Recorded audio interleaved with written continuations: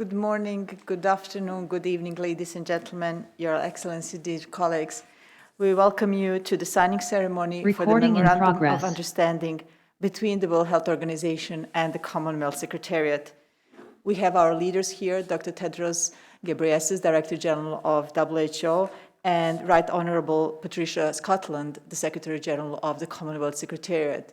In addition, we are joined by the High Commissioners of the Commonwealth countries in London, ambassadors of Commonwealth countries here in Geneva, as well as WHO representative in Commonwealth countries around the world. Thank you very much for joining us, to all of you. We would like to start this meeting by showing you a joint video which actually illustrates health challenges in the Commonwealth countries and the commitments that we are undertaking here today to address them.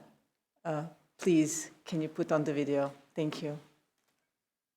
The world faces unique health challenges as COVID-19 still poses unprecedented threats to health systems, economics, and societies worldwide.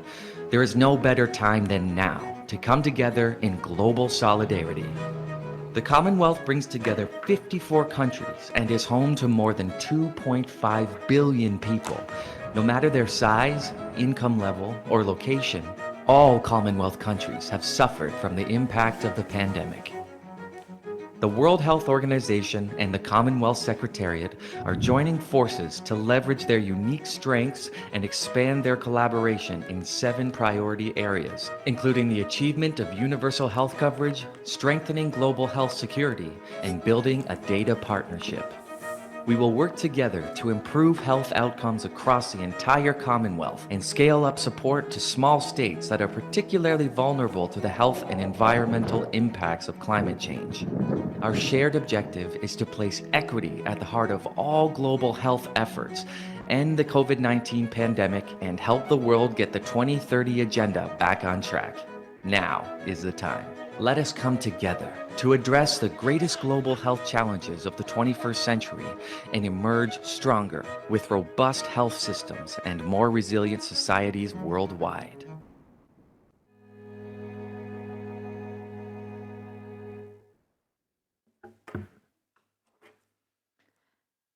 Dr. Tedros, we would now like to invite you to present your introductory remarks.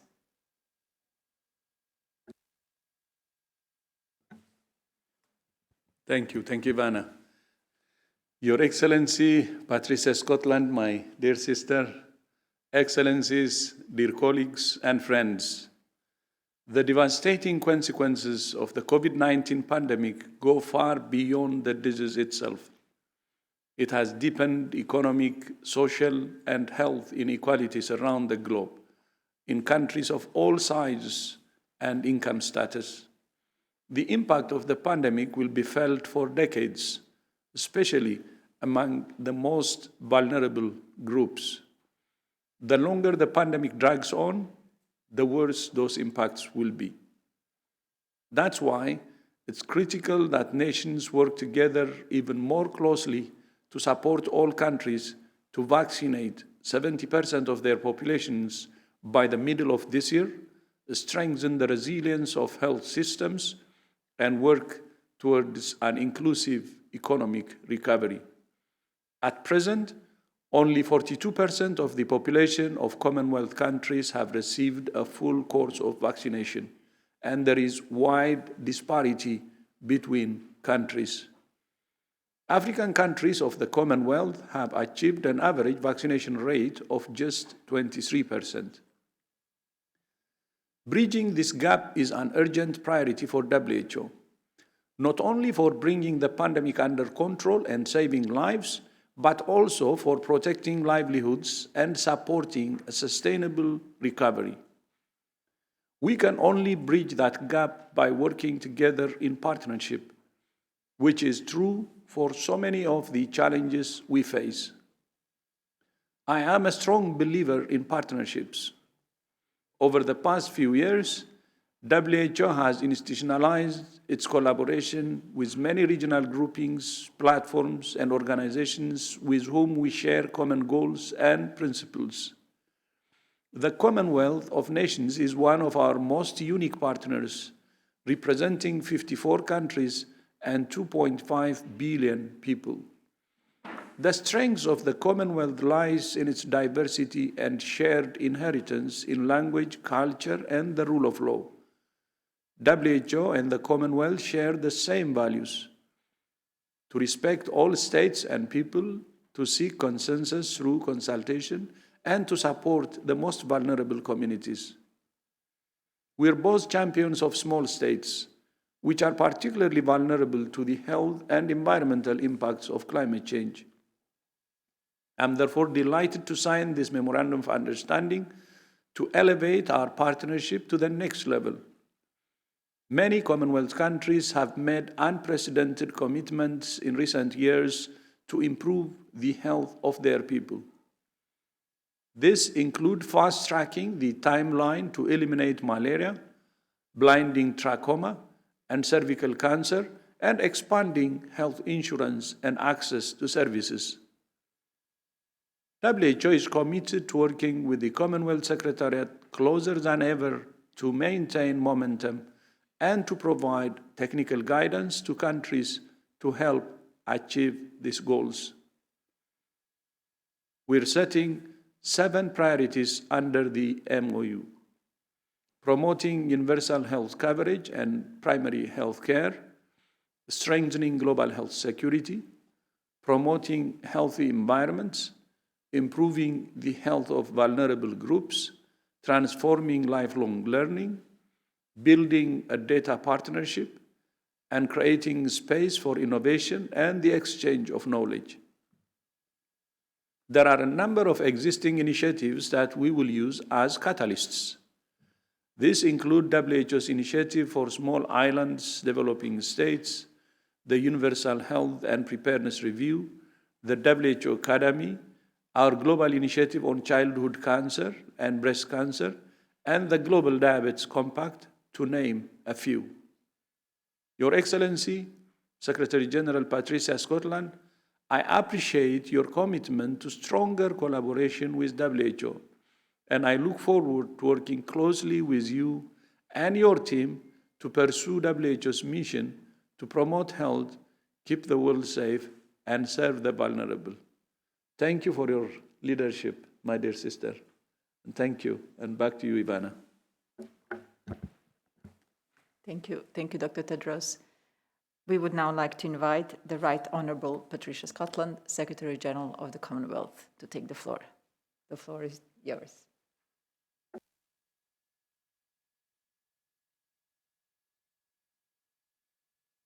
WHO representatives in Commonwealth countries, colleagues and friends, thank you for being with us today. And Dr. Tedros, my dear brother, thank you. Thank you for your words. Thank you for your friendship to me and to the whole Commonwealth family.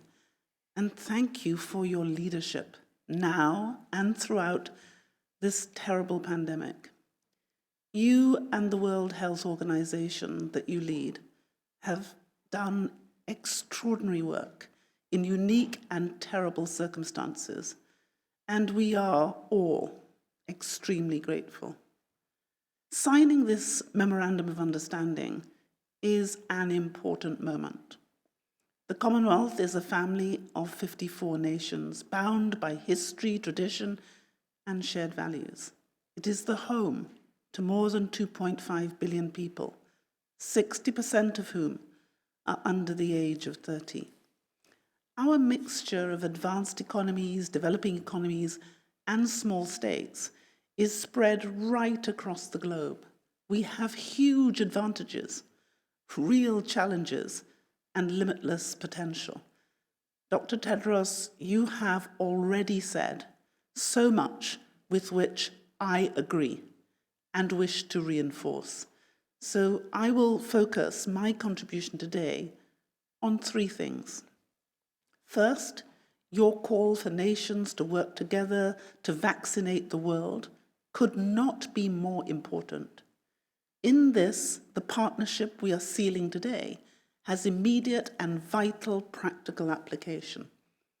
Equitable access to vaccines especially for small and vulnerable countries, is the most pressing political, economic, social, and moral priority. If we fail to deliver effective and prompt action on vaccines, we face perpetual global crisis that threatens all of our health, wealth, and security. So I fully endorse the WHO's goal to vaccinate 70% of the population of every country by the middle of this year. And I hope that this can be achieved across the Commonwealth before our heads of government come together in Kigali in June. It is self-evident that if this is to be achieved, we must concentrate our efforts on the least developed, the developing, and on small states. 32 of the world's 42 small states are in the Commonwealth. At current global vaccination rates, we could vaccinate the entire population of these states within 2 or 3 days.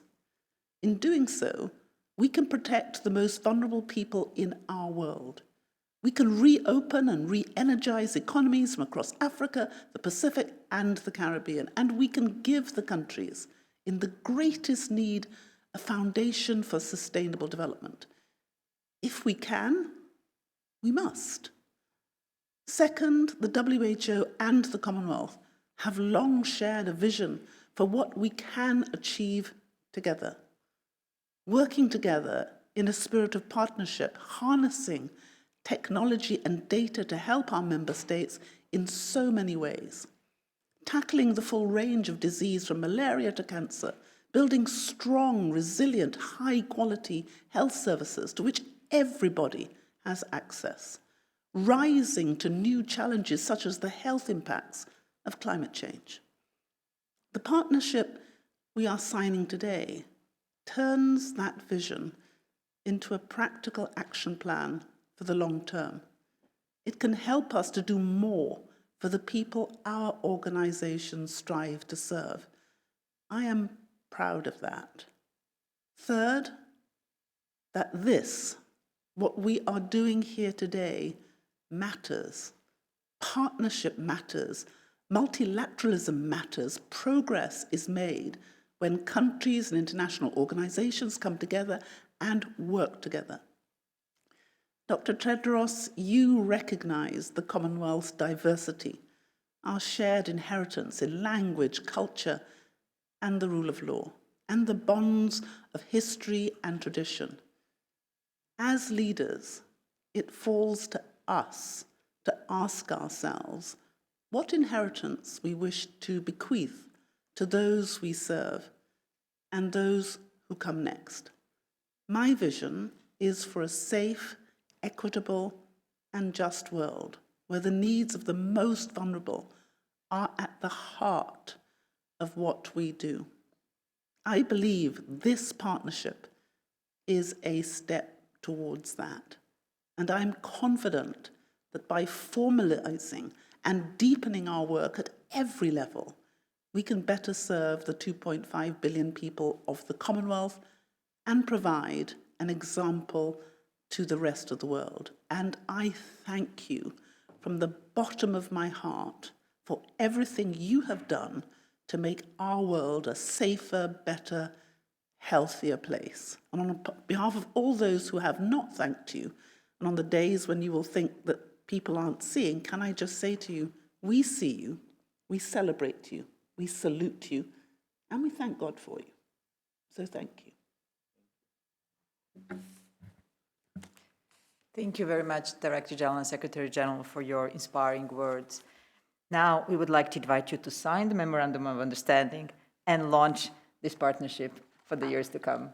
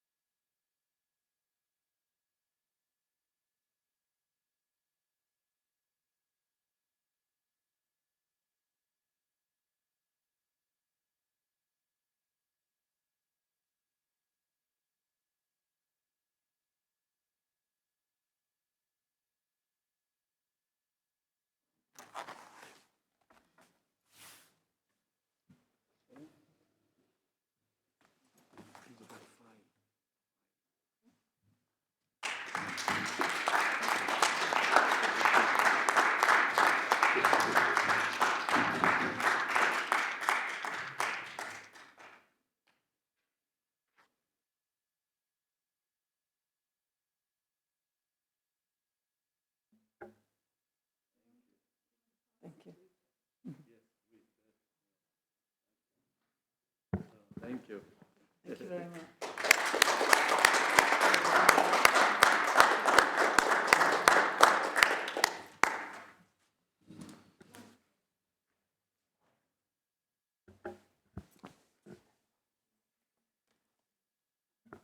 Thank you.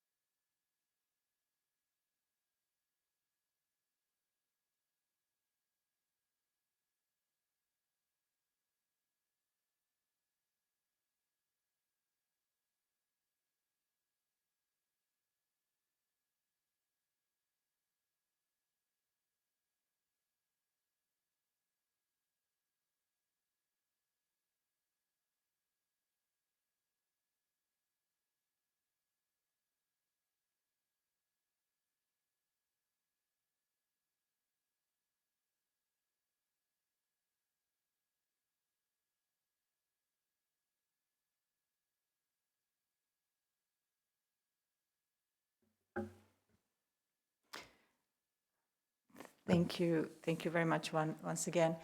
To mark this esteemed in August occasion, we also invited several ambassadors from countries and regions who represent vast diversity of the Commonwealth of Nations. The current chair of the Commonwealth Head of Government meeting is the UK, and we have the honor to invite His Excellency Mr. Simon Manley, the Ambassador and Permanent Representative of the United Kingdom to the UN and the World Trade Organization in Geneva, to take the floor. Ambassador, over to you.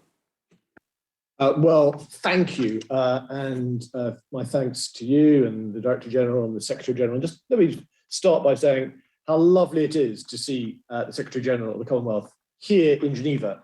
As she said, we have this extraordinary community of nations, 54 nations across the globe, developed and developing.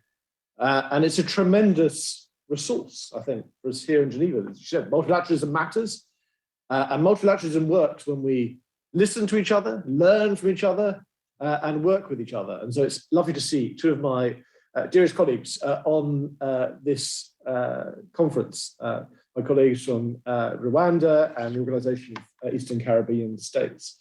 And I think we do listen to each other and work together here in Geneva. And let me say on behalf of the UK as Commonwealth Chair in Office, how much we welcome this new phase in the relationship between two of our really important partners in the international system. And I wanted to start by acknowledging all the work that's gone into this initiative over the last couple of years, leading us to today's signing ceremony.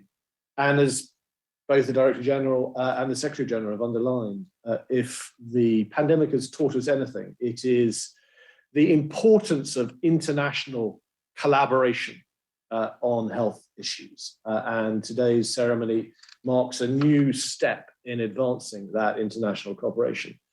It's also, of course, about a shared commitment to strengthen our health systems more broadly and get us back on track after the pandemic towards the 2030 targets.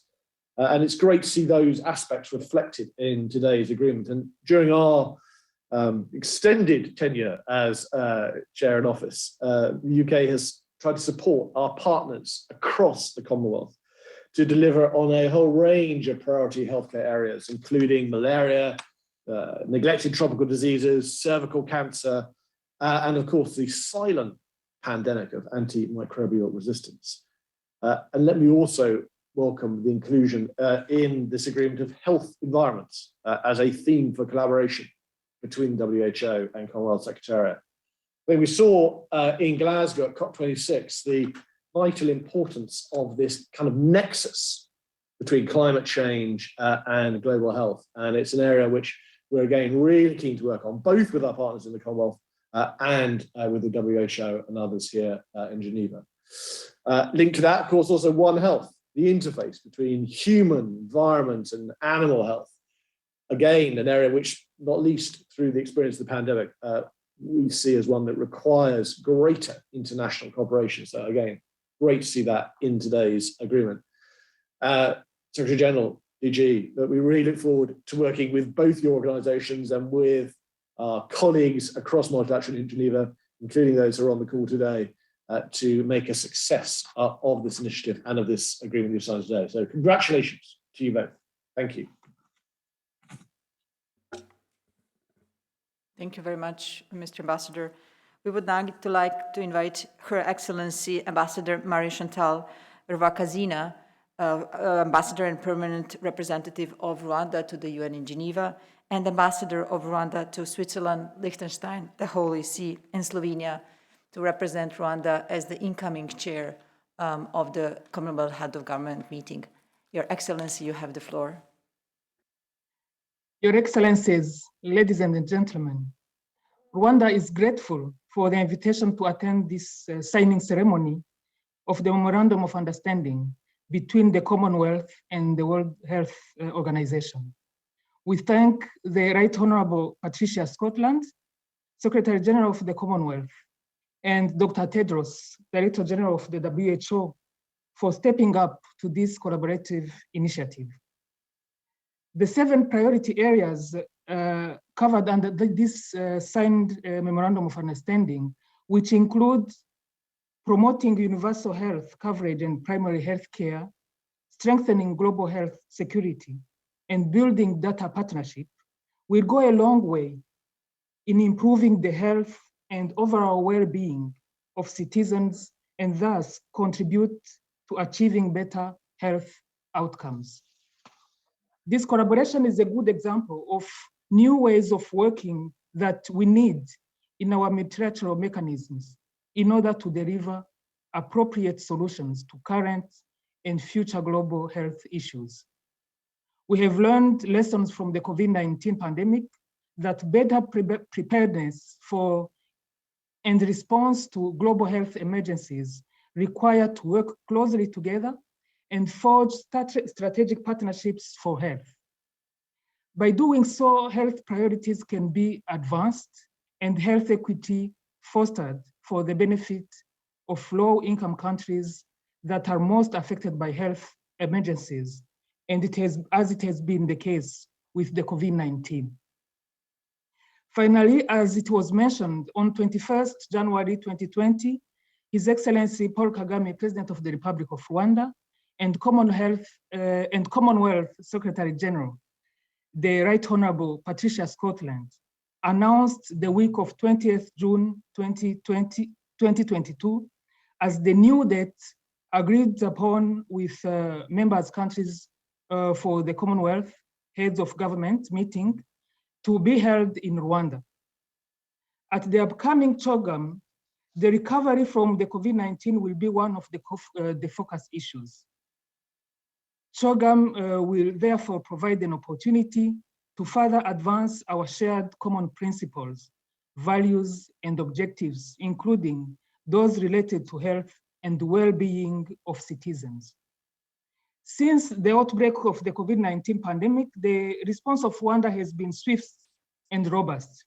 Rwanda achieved the WHO target to vaccinate 40% of the population by the end of 2021, and has taken all measures necessary to achieve the target of 70% of vaccinated people by mid-2022. Rwanda looks forward to receiving you all in Kigali, and I thank you very much for this invitation, and I thank you for your kind attention. Thank you, Ambassador, and thank you for your kind invitation as well.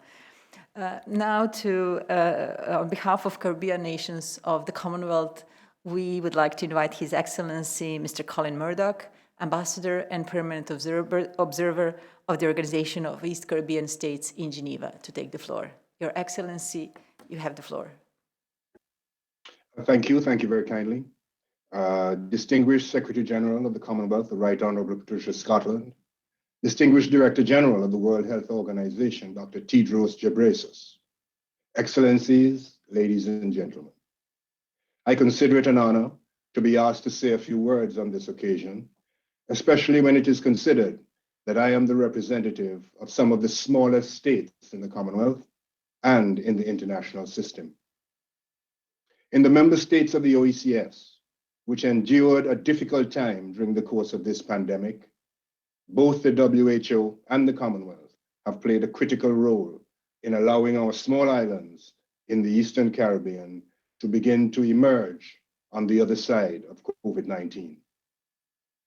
It is difficult to overemphasize the importance of the MOU being signed today between two leading organizations, the Commonwealth and the WHO. We wish to commend the vision and hard work that has brought us to this point. Over the past 2 years, the WHO has been thrust to the forefront of world affairs by the outbreak of the COVID-19 pandemic. And in this regard, we wish to commend the visionary and robust leadership of Dr. Tedros and his team in very difficult circumstances.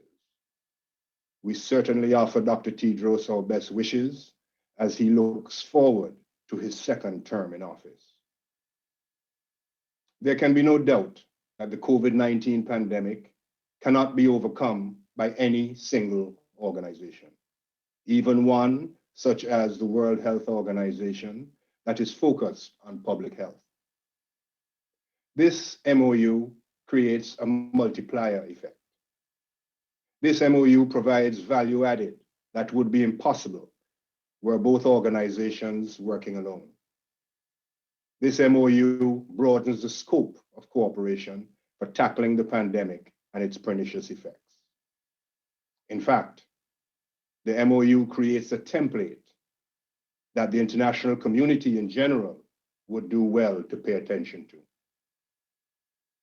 I hope what is done here today shines a light on the path that needs to be taken in international affairs, not only for the pandemic response, but in all areas of human endeavor. We need to correct the uneven and inequitable pandemic response that has plagued our efforts so far. This MOU helps with that.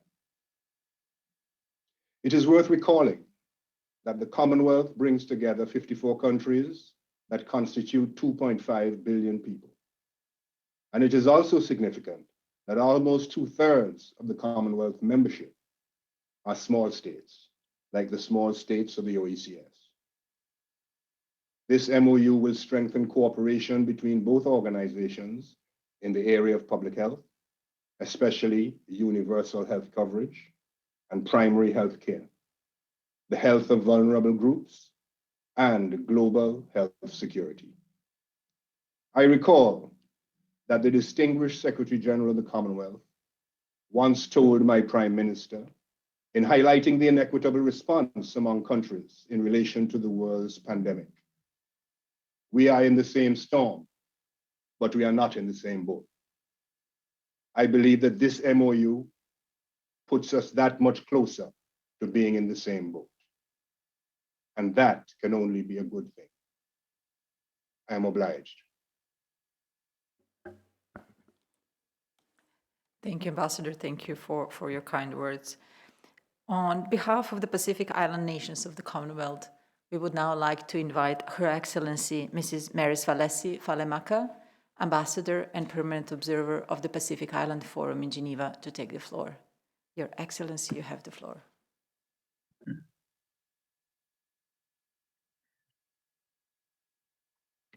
Thank you very much. The Right Honorable Patricia Scotland, Secretary General of the Commonwealth Secretariat, Dr. Tedros Ghebreyesus, Director General of the World Health Organization, Excellencies and colleagues. First, let me thank both the Commonwealth Secretariat and the World Health Organization for extending an invitation to the Pacific to say a few words on this important occasion. On behalf of the Pacific Forum Island countries, may I warmly congratulate the Commonwealth Secretariat and the World Health Organization on the signing of the Memorandum of Understanding today. This MOU marks an important milestone in enhancing cooperation. It is also timely given the ongoing COVID-19 pandemic and its devastating impact on human lives, livelihoods, and economies around the world.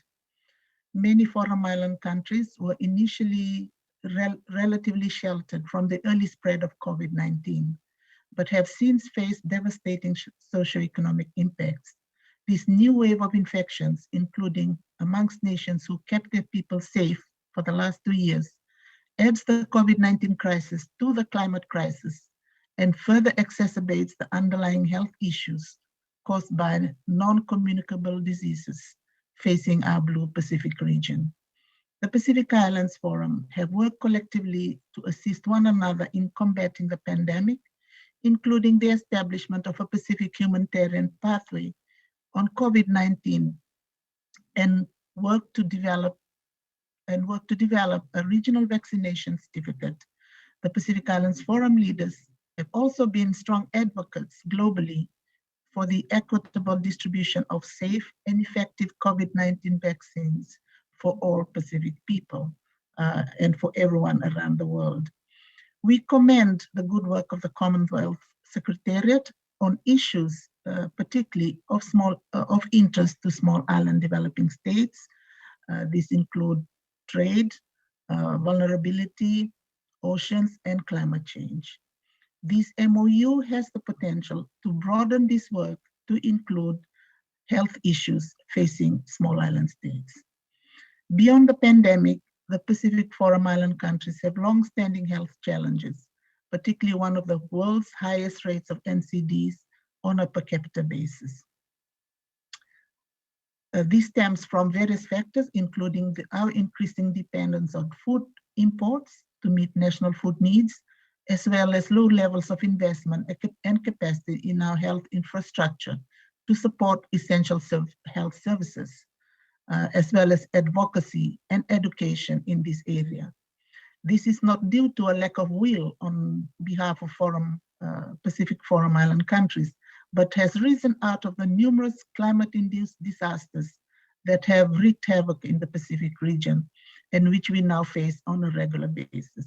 The onerous cost of rebuilding from disasters, combined with the economic losses from COVID-19, has placed undue pressure on the fiscal capacity of Pacific Island countries with high levels of public debt, very limited resources for our public health sector. It is therefore critical that the challenges faced by the Pacific region and other small island states are prioritized and addressed with urgency. We therefore welcome the recent decision of the WHO Executive Board 2 weeks ago to proceed with a resolution on the outcomes of the SEED Summit for Health for adoption at the World Health Assembly in May. The resolution and decision is critical to enhancing the ability of SEEDs to address the varying health needs in relation to technical assistance, financial support, and capacity building. In closing, we look forward to supporting the Commonwealth Secretariat and the World Health Organization in pursuit of the objectives of the MOU, including in the 7 areas outlined, to the benefit of all members, including the Pacific Island countries. Thank you.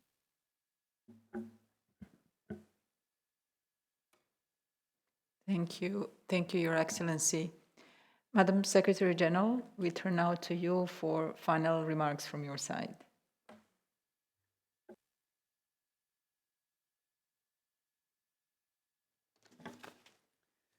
Can I say that this is a very important moment for all of us? The reality is that we have never needed the partnership between the international organizations and our countries more than we do today.